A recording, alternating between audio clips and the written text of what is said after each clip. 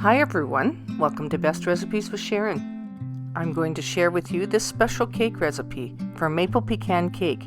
It's with candied pecans and maple buttercream frosting. This is the type of cake that you would order for a special occasion. It's really quite the treat. So without further ado, let's get started. Preheat your oven to 350 degrees. You'll need to use 3 9-inch round cake pans and line the bottoms with parchment paper. And I also grease the pans with a little bit of margarine. Alright, let's get started at making this delightful cake. We'll start by making the batter first. Add a half a cup of butter to the large mixing bowl. Next, you'll need a half a cup of dark brown sugar. We'll add that to the bowl. Also add 1 cup of light brown sugar. Then add the mixing attachment, and you'll need to mix that together until it's thoroughly combined. Then we crack open 3 large eggs into a separate bowl and add them one at a time.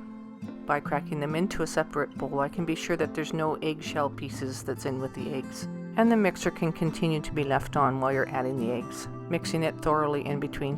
Then I stop and I scrape down the sides of the bowl and continue to mix it until it's really nice and fluffy and creamy like that.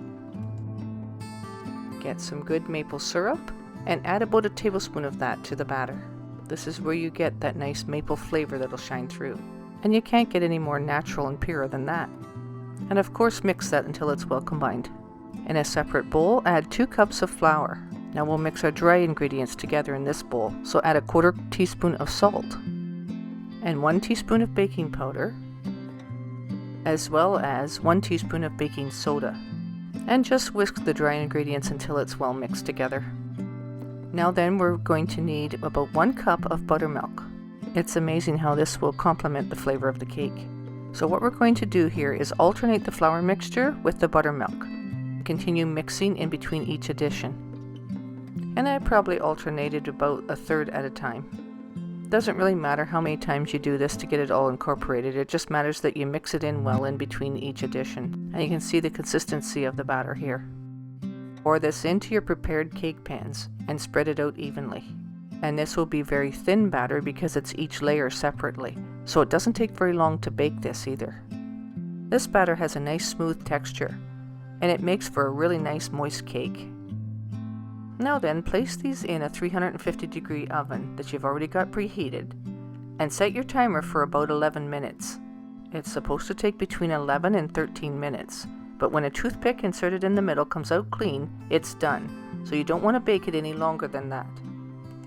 And when you have parchment paper in the bottom, it's so easy to get it out of the pan, so you can just turn it upside down, remove the parchment paper, and let it start to cool.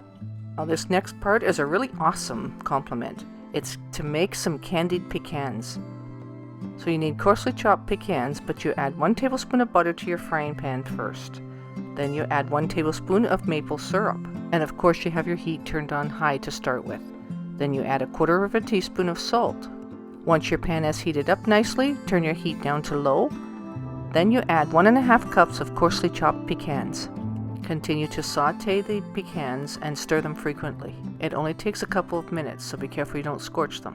Remove them from the pan and let them cool off on some tin foil. Now on to making maple buttercream frosting. Have your butter at room temperature and add 2 cups of unsalted butter to your mixing bowl. Add the whisk attachment and beat the butter until it's nice and fluffy. And while it's still mixing, you can add a 1/4 teaspoon of salt. And you can see here the consistency of the whipped butter. Used some confectioner's sugar that has been sifted. You'll need about 5 cups of this. And it's definitely a good idea to sift it because it eliminates the lumps in your frosting. Now you'll need a 1/4 to a 1/2 cup of half and half cream. And I stop and scrape the side of the bowl down with a spatula every once in a while. Use enough of the cream to make it a nice spreading consistency. Start applying your frosting on the first layer and spread it out evenly. Then spread a bunch of the candied pecans over the top of that layer. Then pour some maple syrup and sprinkle it lightly over the top. Place your next layer on top of your cake. Now then repeat the same thing with this layer. Put a nice layer of frosting on it, some candied pecans, and drizzle your maple syrup. Now then, add your third layer. And you'll continue to frost the cake on the sides and the top, and smooth it out the best that you can. Add your candied pecans to the top of the cake, and these are so good that you're going to want to actually use the rest of the candied pecans over the whole complete top of the cake. But here I'm just showing you drizzling a little maple syrup. You can use as much or as little of the candied pecans and maple syrup as you wish. But as you see, I've loaded it down with pecans on the top because they are so good. And it plates up well. You can really make it look rich and appetizing. So what do you think? Would you want a piece of this cake? I know I sure did, and I enjoyed it, so I hope that you do too. Thanks so much for watching, and until next time, happy eating.